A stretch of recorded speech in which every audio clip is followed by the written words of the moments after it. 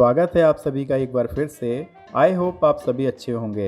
आज का टॉपिक आपने थंबनेल में पढ़ लिया होगा। इस वीडियो में मैं आपको बताऊंगा कि कैसे हम घर बनाते टाइम होने वाले एक्स्ट्रा खर्च से बच सकते हैं, जो कि लैक ऑफ नॉलेज की वजह से होते हैं। टॉपिक की तरफ बढ़ने से पहले अगर आपने इस चैनल को सब्सक्राइब नहीं किया हो तो कर लें। हम इस चैनल में होम आर्किटेक्चर, बिल्डिंग कंस्ट्रक्शन से जुड़ी नॉलेजफुल वीडियो अपलोड करते रहते हैं। तो अब टॉपिक की तरफ बढ़ते हैं। सबसे पहले आप किसी सिविल इंजीनियर या आर्किटेक्ट से घर का नक्शा जरूर बनवा लें। पॉइंट नंबर 1, अगर आप 10 से 15% का खर्च बचाना चाहते हैं तो घर को दिहाड़ी पर बनवाएं, घर को कॉन्ट्रैक्ट पर ना दें। घर कॉन्ट्रैक्ट पर बनवाएं या दिहाड़ी पर, उसको बनाएंगे तो मिस्त्री और लेबर ही। अगर आपके पास समय है तो दिहाड़ी पर बनवाएं और गलती ना हो इसलिए बीच बीच में इंजीनियर की विजिट करवाते रहें। पॉइंट नंबर 2, घर बनवाने के लिए आप एक स्किल्ड मिस्त्री चुनें, क्योंकि स्किल्ड मिस्त्री थोड़ा पैसा जरूर ज़्यादा लेगा लेकिन मिस्टेक्स नहीं करेगा। मान लीजिए एक कम स्किल्ड मिस्त्री से गलत कंस्ट्रक्शन हो जाता है तो उसकी कीमत उस मिस्त्री को दिए जाने वाले पैसे से कई गुना ज़्यादा हो सकती है। पॉइंट नंबर 3, हर 15-20 दिनों में इंजीनियर की विजिट जरूर कराते रहें। इससे आपके घर में होने वाली गड़बड़ी या गलत कंस्ट्रक्शन से होने वाली बर्बादी से बच जाएंगे। अगर आप हर 15-20 दिनों में इंजीनियर की विजिट नहीं करवा सकते हैं तो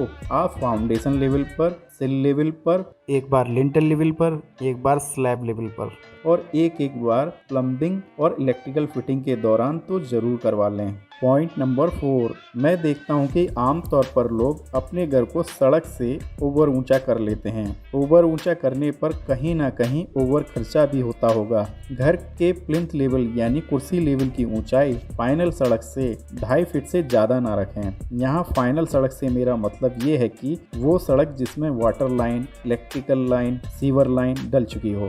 पॉइंट नंबर 5, अगर आप बिल्डिंग को कॉलम बीम पर बना रहे हैं तो दीवार को 4.5 इंच की ही बनाएं। इससे लगभग 40 से 50% का ब्रिक का खर्च बचेगा। साथ ही 4.5 इंच की दीवार में लगने वाला सीमेंट और मोरम भी कम लगेगा। इंजीनियर द्वारा बताई गई कॉलम बीम की बिल्डिंग में 4.5 इंच की दीवार बनाने से बिल्डिंग को कोई रिस्क नहीं होता है। पॉइंट नंबर 6, दीवार बनाने के लिए रेड ब्रिक की जगह फ्लाई एश ब्रिक का यूज़ करें, क्योंकि पहली बात fly ash brick red brick से स्ट्रांग होती है। दूसरी बात, fly ash brick red brick से सस्ती पड़ती है। तीसरी बात, फ्लाई एश ब्रिक एक जैसे साइज और शेप की होती है, जबकि रेड ब्रिक का शेप यूनिफॉर्म नहीं होता है।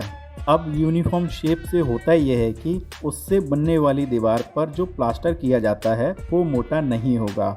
0.75 इंच से ज़्यादा मोटे प्लास्टर की दीवार में कोई ज़रूरत नहीं होती है। यूनिफॉर्म शेप की ब्रिक से बनाई गई दीवार की फिनिशिंग अच्छी होती है, साथ ही सीमेंट मोरम की भी बचत होती है।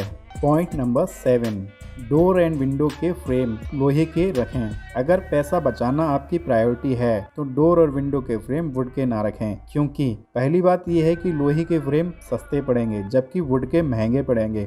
दूसरी बात, लोहे के फ्रेम वुड के फ्रेम से ज़्यादा स्ट्रांग होते हैं। तीसरी बात, वुड के फ्रेम में टर्माइट लगने का रिस्क रहता है, भले ही आप कितना भी टर्माइट ट्रीटमेंट क्यों ना करवा लें।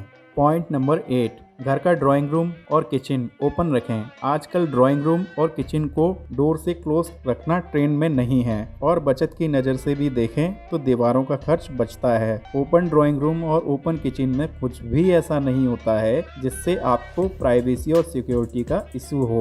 Point number 9, kitchen, toilet, washroom, store room के डोर और डोर फ्रेम ज़्यादा महंगे ना लगाएं। डोर महंगे होने का मेन रीज़न ये होता है कि वे हैवी और सिक्योर्ड होते हैं, जबकि देखा जाए तो kitchen, toilet, washroom, store room में सिक्योरिटी की कोई ज़रूरत नहीं होती है। यहाँ तो केवल प्राइवेसी मैटर करती है।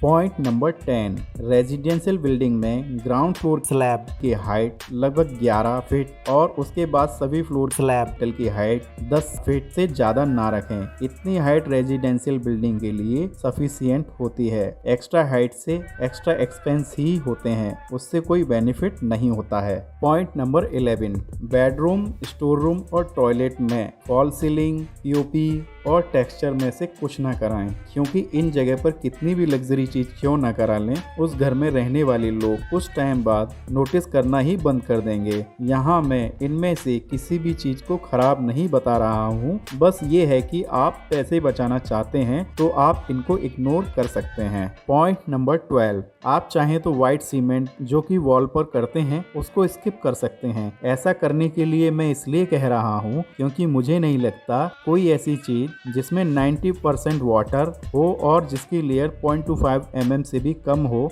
वो आपकी वॉल को प्रोटेक्ट कर पाएगी। इसलिए आप व्हाइट सीमेंट को स्किप करके पैसे बचा सकते हैं। पॉइंट नंबर 13, अगर वॉल पर प्लास्टर की फिनिशिंग अच्छी है तो पुट्टी के 1 से 2 कोट सफिशिएंट होते हैं। एक्स्ट्रा कोट करवाने से पुट्टी के बैग्स ज्यादा लगेंगे और 2 कोट से ज्यादा पुट्टी करने पर वॉल पर पपड़ी बनने के चांसेस बढ़ जाते हैं। पॉइंट नंबर 14, जिस कमरे में आप फॉल सीलिंग करवाना चाहते हैं उसकी सीलिंग का प्लास्टर ना करवाएं, क्योंकि सीलिंग का प्लास्टर केवल फिनिशिंग के लिए किया जाता है। फॉल सीलिंग कराने पर सीलिंग तो ढकी जाएगी, इसलिए सीलिंग पर प्लास्टर कराएं या ना कराएं इससे कोई फर्क नहीं पड़ता है। पॉइंट नंबर 15, प्लम्बिंग फिटिंग से भी आप पैसे बचा सकते हैं। प्लम्बिंग फिटिंग में 50% से ज़्यादा पैसा उसके पाइप पर खर्च होता है। आजकल कॉमनली 2 तरह के पाइप चलन में है, एक CPVC और दूसरा UPVC। CPVC पाइप UPVC के पाइप के कंपैरिजन में बहुत एक्सपेंसिव होते हैं। CPVC पाइप के एक्सपेंसिव होने का मेन रीजन उसके हीट टॉलरेट करने की कैपेसिटी है, और हीट तो केवल वाटर हीटर से निकलने वाला वाटर ही होता है। इसलिए CPVC पाइप केवल वाटर हीटर के आउटलेट फिटिंग में ही लगवाएं, बाकी जगह UPVC पाइप लगाकर पैसे बचाएं।